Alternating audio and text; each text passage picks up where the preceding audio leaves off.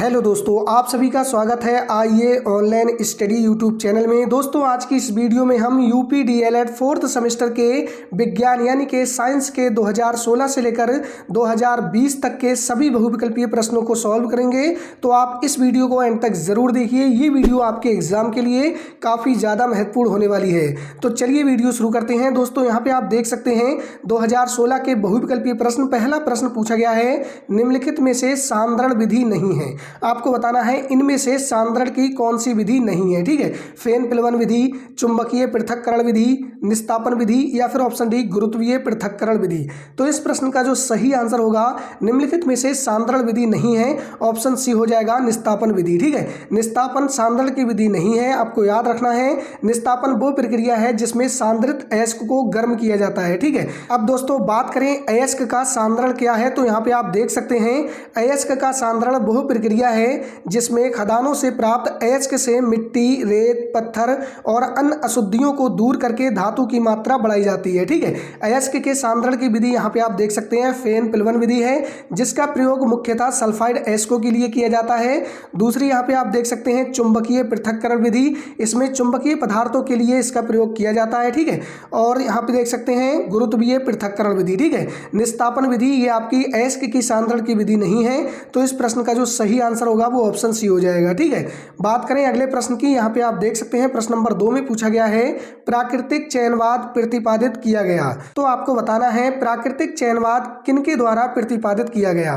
तो इस प्रश्न का सही आंसर हो जाएगा ऑप्शन ए चार्ल्स डार्विन। यहाँ पे आप देख सकते हैं प्राकृतिक चयनवाद वो सिद्धांत है जिसके अनुसार प्रकृति उन जीवों को जीवित रहने और प्रजनन करने का अधिक अवसर देती है जिनमें वातावरण के अनुसार अनुकूल गुण होते हैं। ठीक है, ये सिद्धांत चार्ल्स डार्विन ने प्रतिपादित किया।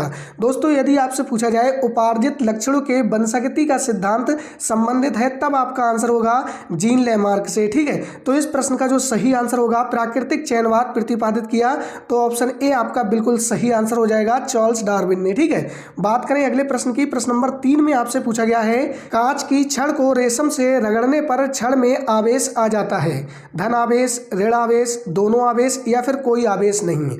तो इस प्रश्न का जो सही आंसर होगा वो आपका कौन सा हो जाएगा, धन आवेश हो जाएगा। ठीक है, यहाँ पे आप देख सकते हैं जब कांच की छड़ को रेशम के कपड़े से रगड़ा जाता है तो कांच की छड़ से इलेक्ट्रॉन निकलकर रेशम में स्थानांतरित हो जाते हैं, जिससे कांच की छड़ धनावेशित और रेशम ऋणावेशित हो जाती है। ठीक है, तो यहाँ पे आप देख सकते हैं जब कांच की छड़ को रेशम के कपड़े से रगड़ा जाता है तो क्या होता है, तो कांच की छड़ से इलेक्ट्रॉन निकलकर रेशम में स्थानांतरित हो जाते हैं, जिससे जो कांच की छड़ होती है वो धनावेशित और जो रेशम होता है वो ऋणावेशित हो जाती है। ठीक है, तो इस प्रश्न का सही आंसर ऑप्शन ए हो जाएगा। ठीक है दोस्तों, यदि अभी तक आपने वीडियो को लाइक नहीं किया है तो वीडियो को लाइक जरूर कर लीजिए और ऐसी ही और वीडियो देखने के लिए चैनल को सब्सक्राइब कर लीजिए।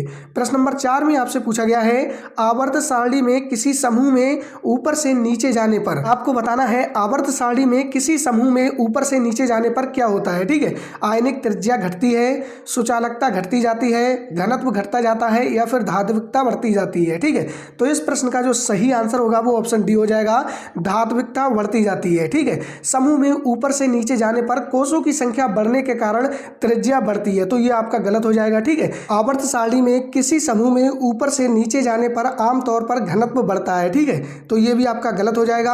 आपको याद रखना है समूह में ऊपर से नीचे जाने पर बाहरी इलेक्ट्रॉन नाभिक से दूर हो जाते हैं, उन्हें आसानी से त्यागा जा सकता है, जिससे धात्विक गुण बढ़ता है। ठीक है, तो ऑप्शन डी आपका बिल्कुल सही आंसर हो जाएगा इस प्रश्न का, आवर्त सारणी में किसी समूह में ऊपर से नीचे जाने पर धात्विकता बढ़ती जाती है। ठीक है, बात करें अगले प्रश्न की। प्रश्न नंबर 5 में पूछा गया है, रुधिर का थक्का बनाने वाली रुधिर कणिका का नाम है, लाल रुधिर कणिका, प्लेटलेट्स, श्वेत रुधिर कणिका या फिर इनमें से कोई नहीं। तो इस प्रश्न का सही आंसर हो जाएगा आपका ऑप्शन बी, रुधिर का थक्का बनाने वाली रुधिर कणिका का नाम है प्लेटलेट्स। ठीक है दोस्तों, यहाँ पे आप देख सकते हैं रुधिर का थक्का यानी कि ब्लड क्लॉट बनाने में प्लेटलेट्स मुख्य भूमिका निभाते हैं, इन्हें थ्रोम्बोसाइट्स भी कहा जाता है। ठीक है, बात करें दोस्तों लाल रुधिर कणिका यानी कि रेड ब्लड सेल्स यानी कि आरबीसी की, तो इसका जो मुख्य कार्य होता है वो शरीर के सभी भागों तक ऑक्सीजन पहुंचाना और कार्बन डाइऑक्साइड को वापस लाना होता है। ठीक है, और बात करें श्वेत रुधिर कणिका यानी कि व्हाइट ब्लड सेल्स की यानी कि डब्ल्यूबीसी की,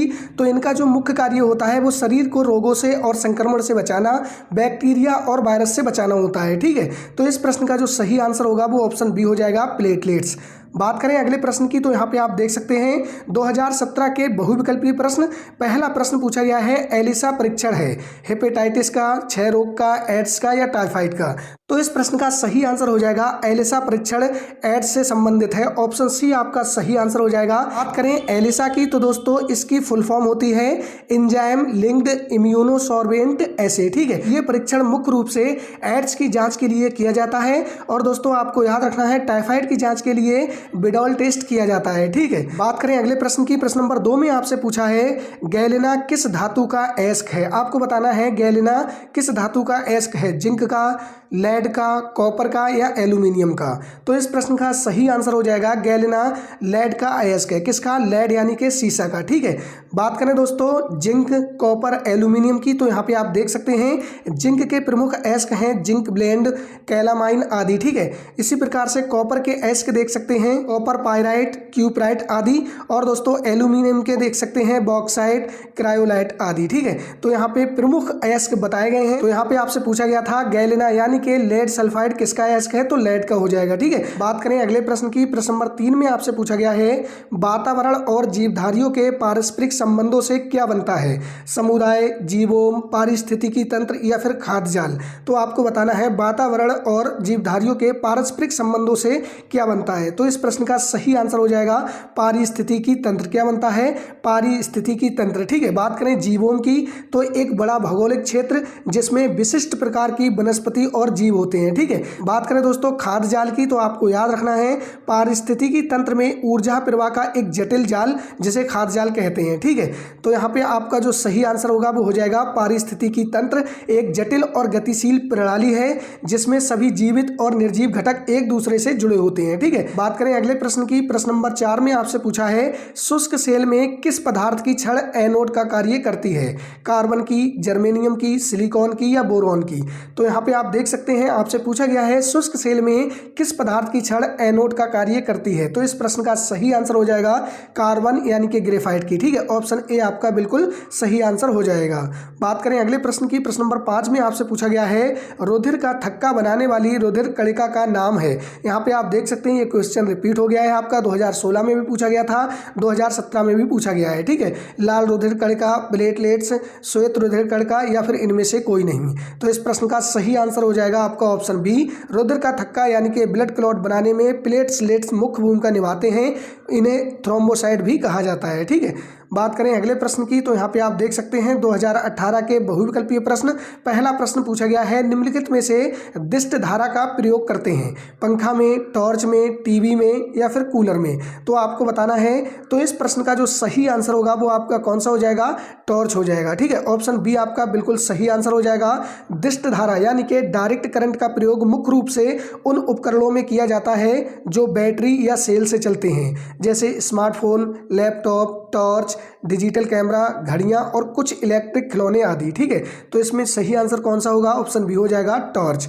बात करें अगले प्रश्न की, प्रश्न नंबर 2 में आपसे पूछा गया है पौधों एवं जंतुओं के बीच की कड़ी है अमीबा, युगलीना, वायरस या क्लेमाइडोमोनास। तो आपको बताना है पौधों एवं जंतुओं के बीच की कड़ी कौन सी है। तो इस प्रश्न का सही आंसर हो जाएगा ऑप्शन बी युगलीना, ठीक है। युगलीना को पौधों और जंतुओं के बीच की योजक कड़ी माना जाता है क्योंकि इसमें दोनों के लक्षण पाए जाते हैं, ठीक है। और दोस्तों आपको याद रखना है वायरस को ये सजीव और निर्जीव के बीच की कड़ी माना जाता है, ठीक है। बात करें अगले प्रश्न की, प्रश्न नंबर 3 में आपसे पूछा है लाल रक्त कणिकाओं का निर्माण होता है यकृत में, मस्तिष्क में, प्लाज्मा में या फिर अस्थि मज्जा में। तो आपको बताना है लाल रक्त कणिकाओं का निर्माण कहाँ होता है, ठीक है।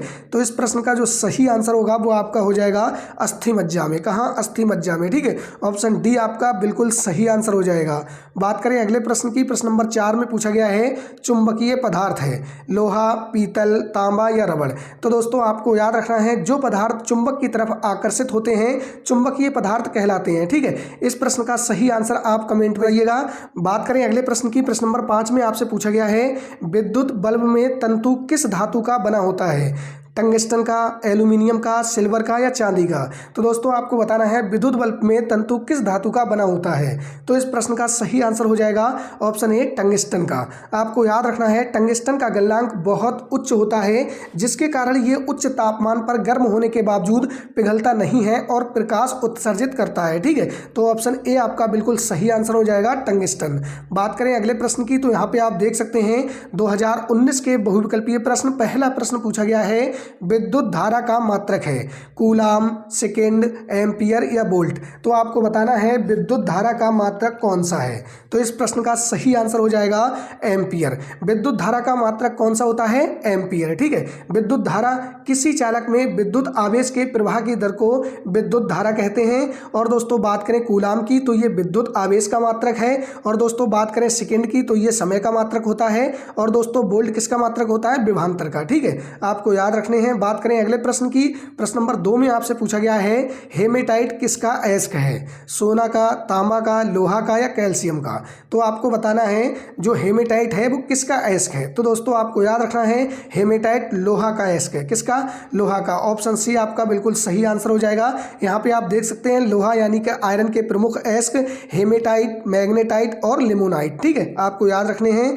दोस्तों यदि अभी तक आपने वीडियो को लाइक नहीं किया है तो वीडियो को लाइक जरूर कर दीजिए। बात करें अगले प्रश्न की, प्रश्न नंबर 3 में आपसे पूछा है मिश्र धातु है पीतल, तांबा, जस्ता या फिर टिन। तो आपको बताना है इनमें से मिश्र धातु कौन सी है। तो इस प्रश्न का सही आंसर हो जाएगा ऑप्शन ए पीतल। ठीक है, पीतल किस किस से मिलकर बनी होती है? तो पीतल तांबा और जस्ता से मिलकर बनी होती है। ठीक है, किससे? तांबा और जस्ता से मिलकर बनी होती है। और दोस्तों आपको याद रखना है आपकी एक मिश्र धातु होती है कांसा, जो कि तांबा और टिन से मिलकर बनती है। किससे? तांबा और टिन से मिलकर बनती है। ठीक है, ये आपको याद रखना है। बात करें अगले प्रश्न की, प्रश्न नंबर 4 में आपसे पूछा गया है भारत में एनीमिया के कारण हैं गरीबी, अज्ञानता, गंदा रहन सहन या फिर उपर्युक्त सभी। तो इस प्रश्न का सही आंसर हो जाएगा ऑप्शन डी उपर्युक्त सभी।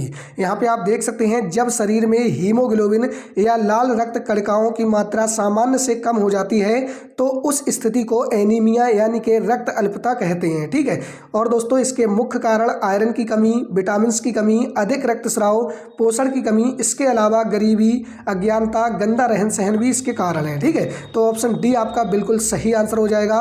गरीबी, अज्ञानता, गंदा रहन सहन ये सभी कारण हैं एनीमिया के। ठीक है, बात करें अगले प्रश्न की, प्रश्न नंबर 5 में आपसे पूछा है उत्परिवर्तन का कारण है जीन परिवर्तन, जीवन संघर्ष, उद्विकास या फिर प्राकृतिक चयन। तो इस प्रश्न का सही आंसर होगा जीन परिवर्तन। ठीक है, आपको याद रखना है जीवों में अचानक ही बड़े परिवर्तन होने से नई जातियां बनाना उत्परिवर्तन कहलाता है।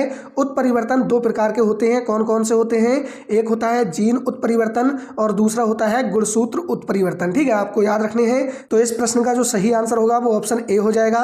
बात करें अगले प्रश्न की, तो यहाँ पे आप देख सकते हैं 2020 के बहुविकल्पीय प्रश्न, पहला प्रश्न पूछा गया है तृतीयक उपभोक्ता है हरे पौधे, चूहा, सांप या बाज। तो आपको बताना है इनमें से तृतीयक उपभोक्ता कौन सा है। ठीक है, तो इस प्रश्न का सही आंसर हो जाएगा ऑप्शन डी बाज। और दोस्तों बात करें हरे पौधे की तो ये उत्पादक होते हैं, ये सूर्य के प्रकाश में अपना भोजन बनाते हैं। चूहा क्या होता है? चूहा प्राथमिक उपभोक्ता होता है।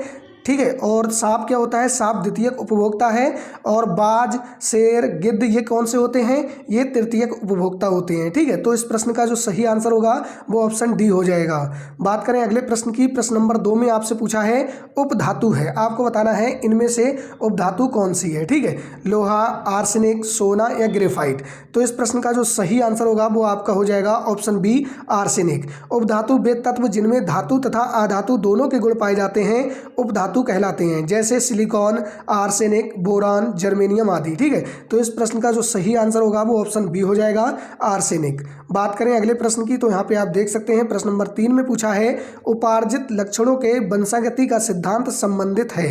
तो इस प्रश्न का सही आंसर हो जाएगा ऑप्शन बी जीन लेमार्क से। इस सिद्धांत के अनुसार वातावरण में हुए परिवर्तनों के कारण जब किन्हीं अंगों का अधिक उपयोग किया जाता है तो वो अधिक विकसित होते हैं और जिनका कम उपयोग किया जाता है वो अंग धीरे धीरे विलुप्त हो जाते हैं। ठीक है, बात करें अगले प्रश्न की।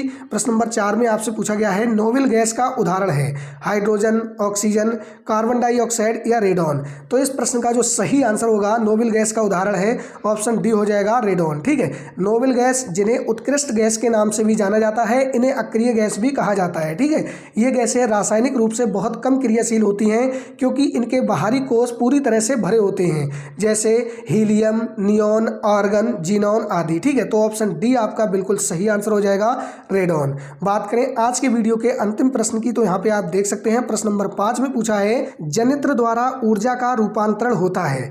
आपको बताना है जनित्र यानी कि डायनमो द्वारा ऊर्जा का रूपांतरण कैसे होता है। विद्युत ऊर्जा का यांत्रिक ऊर्जा में, विद्युत ऊर्जा का रासायनिक ऊर्जा में, यांत्रिक ऊर्जा का विद्युत ऊर्जा में, या फिर रासायनिक ऊर्जा का ऊष्मीय ऊर्जा में। तो इस प्रश्न का सही आंसर होगा जनित्र द्वारा यानी कि डायनमो द्वारा यांत्रिक ऊर्जा का विद्युत ऊर्जा में रूपांतरण होता है। ठीक है, यदि दोस्तों आपसे पूछा जाए विद्युत मोटर द्वारा ऊर्जा का रूपांतरण होता है तो आपका आंसर होगा विद्युत ऊर्जा का यांत्रिक ऊर्जा में। ठीक है, विद्युत मोटर द्वारा विद्युत ऊर्जा का यांत्रिक ऊर्जा में रूपांतरण होता है, जनित्र द्वारा यांत्रिक ऊर्जा का विद्युत ऊर्जा में रूपांतरण होता है। ठीक है, तो इस प्रश्न का जो सही आंसर होगा वो ऑप्शन सी हो जाएगा।